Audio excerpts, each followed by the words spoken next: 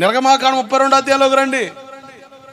Pastor గారు లేడని, ఏమైపోయాడు తెలియదని, ఇక ఇంకో అసిస్టెంట్ పాస్టర్ గారు ఉన్నారు, అహరోన్ గారి దగ్గరికి వెళ్ళి, ఇదిగో అహరోన్ పాస్టర్ ఏం చేస్తాం మాకు తెలీదు, వెనక్కి పోవాలంటే మాకు ఇష్టం లేదు, ఫరో సైన్యం ఎట్టో బయటకు వచ్చాం, ఆరమో బారమో కారమో అనుకున్న స్థలానికి వెళ్ళిపోతాం, మమ్మల్ని నడిపించడానికి ఏదో ఒకటి కావాలంటే వాళ్ళ బంగారు తెచ్చి పొగర్లో పెడితే ఒక ఆక్రమించిన దూడ, ఇదే మా నాయకుడు, ఇదే మా దేవుడు అని చెప్పేసి తిరణాలు స్టార్ట్ చేశారు. తీర్మాన వ్యవహారం పెట్టుకున్నారు.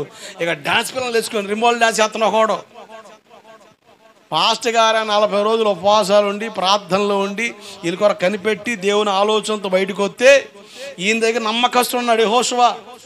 వీళ్ళు ఎవ్వరితో కలవలే, అతను గుడారంలోనే ఉన్నాడు. పాస్టర్ గారు వస్తున్నాడు సంగతి తెలిసి ఎదురెళ్ళాడు.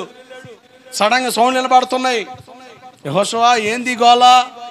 యుద్ధ బేరియా కాదే, మరి అపజయ బేరియా కాదే, మరి ఏంది సౌండ్స్? సంగీత విభేరి, మ్యూజికల్ నైట్.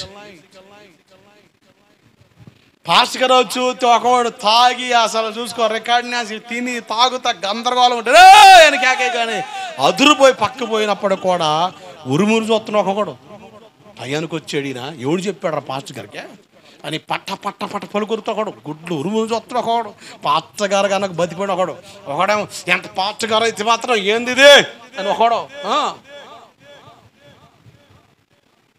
మోషే పాస్టర్ గారు అంటే దేవుని పక్షమైన వాళ్ళు పక్కగా రండి అనగానే మారు మాట్లాడకుండా ఎంతమంది ఎగతాళి చేస్తున్నా గేలి చేస్తున్నా సైలెంట్గా లేవి గోత్రికులు అందరూ పక్కొచ్చారు. పాస్టర్ గారు అంటాడు కత్తి చేతపడుకుని నరికిపడే, అక్క చెల్లి అన్న తమ్ముడు అని చూడకుండా అక్షరార్థం తీసుకుంటే బైబిల్ అర్థం కాదు, దీని ఆధ్యాత్మిక అర్థం యోహాను సువార్త 15వ అధ్యాయంలో ఉంటుంది, పనికిరాని తీగలు కత్తిరించేసేయాలంతే. ఆమేన్. అసలు విలువిచ్చాడండి దేవుడు నీకు. ఆ విలువను పాడు చేసే పనికి మన సహవాసాలు అవసరం లేదు. నాకు ఫ్రెండ్స్ ఉన్నారు, జిగిడి దోస్తులు. నేను ప్రభువుని నమ్ముకున్న తర్వాత అసలు నేను కాలేజీలో ఉన్నప్పుడు ఒకడైతే మేము ప్రార్థనకి వెళ్ళే వాళ్ళమేనండి, మేము చర్చికి వెళ్తామండి. సినిమాకి వెళ్తే తప్పే ఉంది అంటాడు వాడు. నా హాస్టల్ రూమ్లోకి వచ్చి సినిమాకి వెళ్తే తప్పే ఉందన్నా, నేను ప్రార్థనకి వెళ్తా, మమ్మీ వాళ్ళు ప్రార్థనకి వెళ్తారు, అప్పుడప్పుడు సినిమా చూస్తే తప్పేం కాదంటాడు వీడు. అన్నా బాబు నీకు వందనాలు, అస్సలు నాకు సంబంధం లేదురా నాయన. మా రూమ్ వాళ్ళు అందరు రోజు సినిమాలు పోతారు. డిఎన్ఆర్ కాలేజ్ హాస్టల్లో ఆ రూమ్లో నేను ఒక్కడిని ఉండేవాడిని. పుస్తకం కొన్నా డబ్బులు అడిగి తెవుడేవాడు. సినిమాకి నేల టికెట్ ఆ రోజు 6 రూపాయలే. రామరిది ఎత్త పదా దేనికి?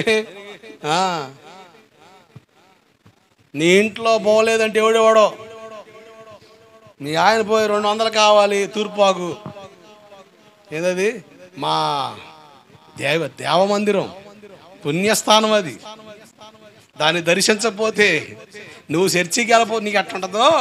రోజుకి ఒకసారి మా గుడికి నేను వెళ్ళాలా. ఆ గుడికి వెళ్ళి వీడు కూడా బోర్లా పడి అక్కడే దొరుకుతూ ఉంటాడు ఎక్కువైతే.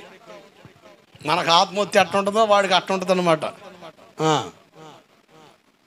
గందరగోళ పరిస్థితులు, వాటికి బాగానే దొరుకుతాయి డబ్బులు. ఈ తాగుబోతు మందని అడగండి, ఏదైనా అడిగితే వెళ్ళేమంటాడా, తాగడానికి మాత్రం బయలు దొరుకుతాయి డబ్బులు. ఈ పనికి మాలోళ్ళు కూడా ఈ తాగుబోతు మేళానికి ఏదైనా అవసరం ఉండి అడిగితే ఎవరు కానీ సారాకైతే బయలు దొరుకుతాయి. బలి విచిత్రం. పనికి మాల సహవాసాలు వద్దు, వేరైపో.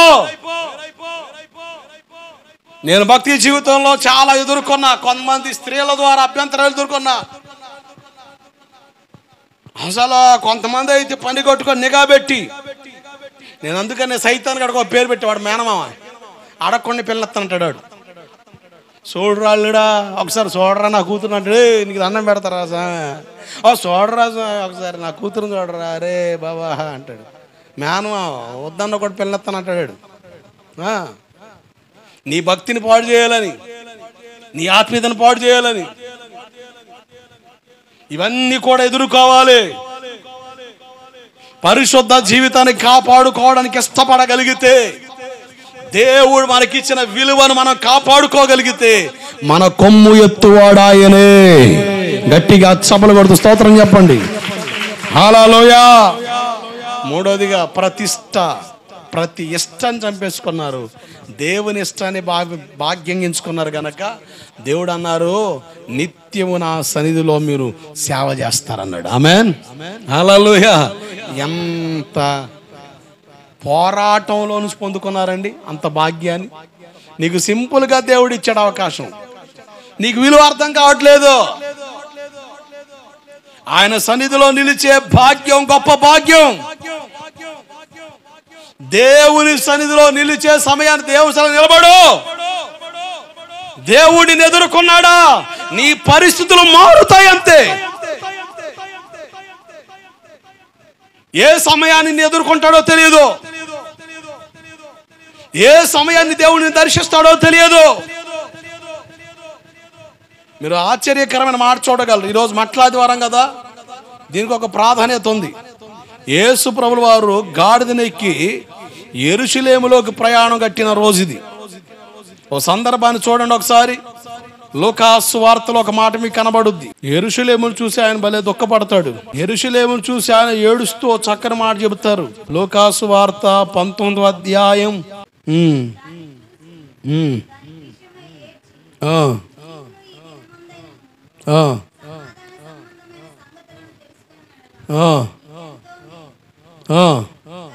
గాని ఇప్పుడు అవి నీ కన్నులకు మరుగు చేయబడి ఉన్నవి.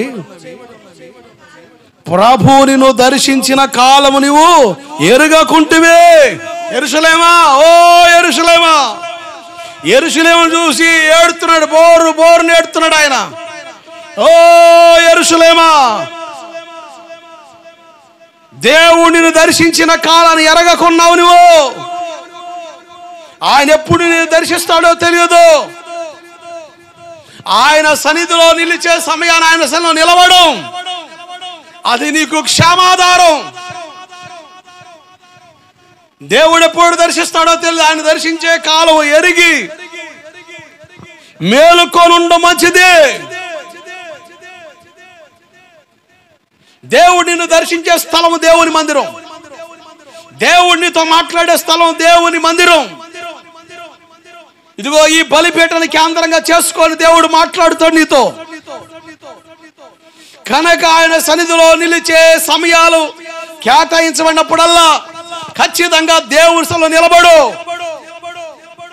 ఎప్పుడు ఆయన ఎలా మాట్లాడుతాడో తెలియదు, ఏం చెప్పాలనుకున్నాడో తెలియదు. కనుక రెడీగా ఉండు ఆయన శబ్దం వినడానికి. నీ శత్రువుల చేతిలో పడకుండా, కీడు నీకు వాటిల్లకుండా, నష్టం సంభవించకుండా దేవుని కార్యాలను చూడగలుగుతావు.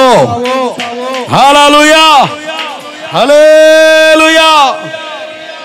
జాగ్రత్తగా అంటున్నారా, లేవీయులకి దేవుడు చాలా అద్భుతమైన భాగ్యాన్ని ఇచ్చాడు. మనకు కూడా అదే భాగ్యాన్ని ఇచ్చాడు, కేవలం ఆయన కృప. దేవుడిచ్చిన భాగ్యాన్ని పాడు చేసుకోవద్దు. దేవుని పనిని చులకనగా ఎంచొద్దు. నీ పాపిష్టి పనులు మానకుండా దేవుని సన్నిధిలో నిలబడడానికి ఇష్టపడకపోతే నీకంటే దౌర్భాగ్యుడు ఇంకొకడు లేడు. రాసుకో డిక్షనరీలో. దేవుని ఎదురు నిలబడినప్పుడు ఈ దైవజనుడి శబ్దం నీ చెవిన పడుద్ది. నువ్వు నీ పాపాన్ని కూడబెట్టుకోవడానికి, పాపాన్ని పొదలు పెట్టుకోవడానికి, పాపిష్టి వ్యవహారాలు జరిగించడానికి దేవుని సన్నిధిని చులకనగా ఎంచి దేవుని సన్నిధిని పక్కన పెడితే నేను అంటాను, రేపొద్దున ఏడుస్తావు. నువ్వు గుండెలు బాదుకుంటూ ఏడుస్తావు. ఎంత ఆక్రందన చెందిన అవకాశం ఉండదు. దేవుడిచ్చిన అవకాశం సద్వినియోగం చేసుకోవడం చాలా మంచిదని చెబుతున్నాను. పురుషులారా, స్త్రీలారా జాగ్రత్త. మీ వయసును బట్టి, మీ స్థితిని బట్టి, మీ స్థాయిని బట్టి దేవుని సన్నిధికి ఎంత ప్రాధాన్యత ఇస్తున్నారో, ఎంత గొప్పగా ఎంచుకుంటున్నారు. పాపాన్ని విడిచిపెడతావా, ప్రభువుని విడిచిపెడతావా?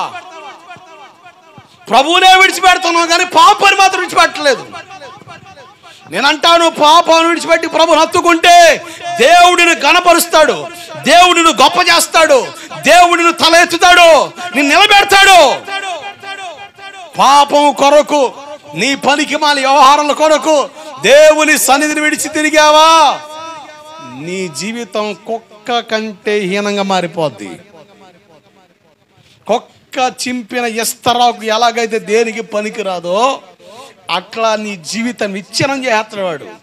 సైతానుగాడి చేతిలో పడొద్దు, దేవుని చేతిలోనే ఉండు. అది నీకు ఆశీర్వాదకరంగా ఉంటుంది. ఆమేన్, హల్లెలూయా.